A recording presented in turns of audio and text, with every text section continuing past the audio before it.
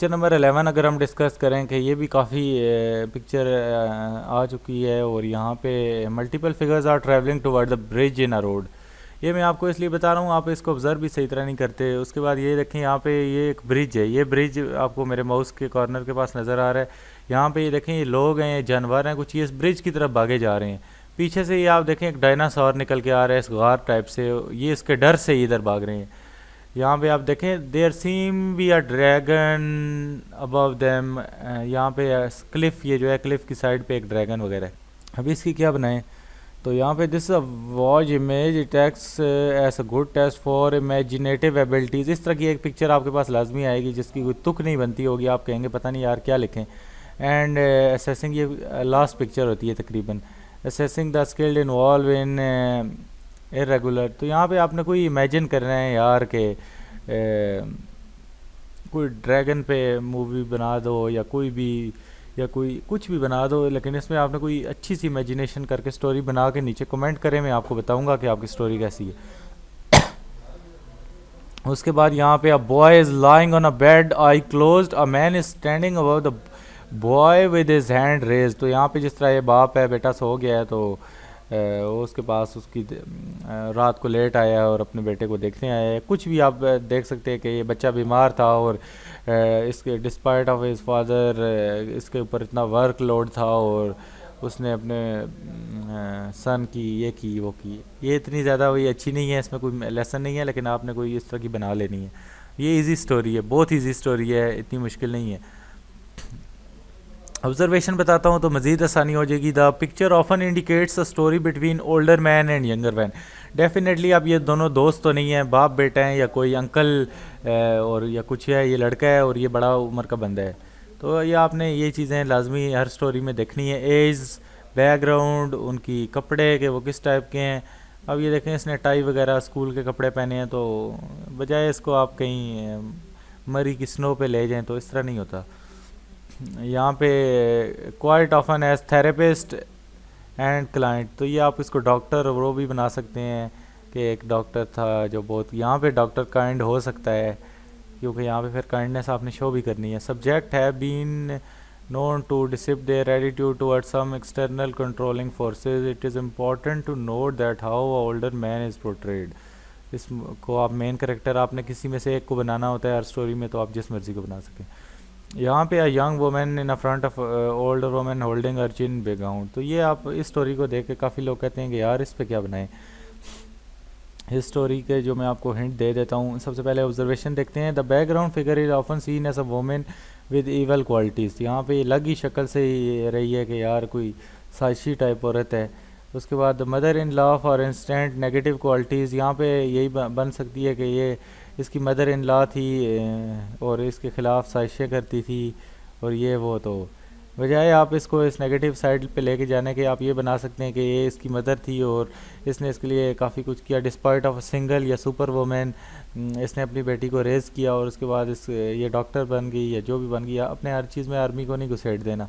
तो उसके बाद अब ये सोच रही है, ये both are thinking about their journeys that how they face hardship and despite of hardships. यहाँ पे आपने मोटिवेशन, डेडिकेशन शो करनी है। तो ये आसान सी है, मैंने आपको इसकी बहुत बड़ी हिंट दे दी। अगर अभी भी नहीं बनती तो फिर अल्लाह ही हाफिज़ है।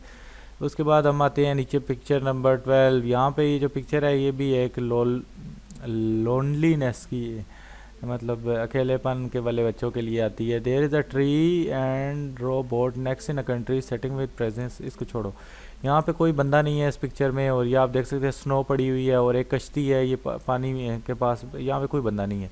डिप्रेस्ड, मैंने आपको क्या बताया, डिप्रेस्ड और सुसाइडल सब्जेक्ट ये उन बच्चों के लिए होती है जिनके अंदर इस तरह के थॉट्स होते हैं, वो इसको सुसाइड या डिप्रेस्ड, जो अलोन रहते हैं, इंट्रोवर्ट होते हैं। Whereas the stable subject, जो स्टेबल बच्चे होते हैं वो इसको ये क्या फिशिंग या किसी और बोटिंग वाली साइड पे लेके चले जाएंगे। तो ये बना दें आप खुद ही।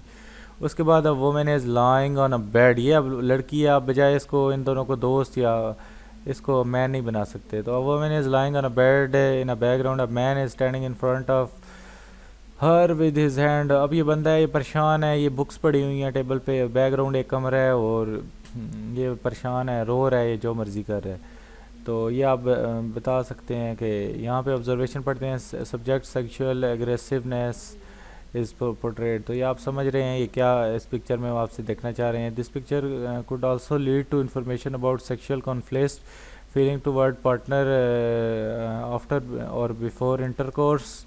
तो ये उस साइड पे भी लेके जाते हैं, क्योंकि ये साइकोलॉजी है तो ये सिर्फ आईएसएसबी में ही नहीं, ये काफ़ी जगह और भी टेस्ट होते हैं। तो मैं आपको ऐसा ब्रीफ व्यू दे रहा हूँ।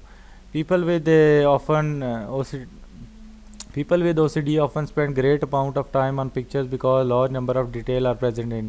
तो आपने इसको कुछ भी बना देना है कि ये इसकी बीवी थी या जो भी थी बीमार थी, और अब ये स्टूडेंट था डिस्पाइट ऑफ हार्डशिप्स, और ये वो इसने कोई जॉब शुरू कर दी पार्ट टाइम और अपनी वालदा का इलाज रखा और या बीवी का इलाज रखा और वो ठीक हो गई, और definitely there is hope where there is a will there is a way, कुछ भी आप डाल सकते हैं। उसके बाद ये boy sitting in a doorway.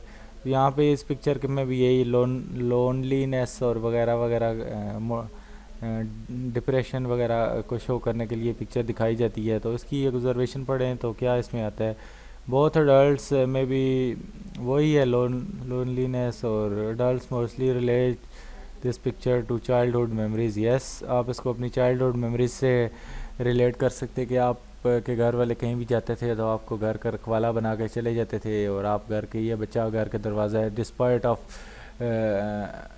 Small age he was responsible. ये देखें अभी बच्चा रिस्पॉन्सिबल है कि यहाँ पे घर को ताला लग गया, बाहर बैठा हुआ, फिर भी जो भी कर रहे हैं, दरवाज़ा बंद है आई थिंक सो।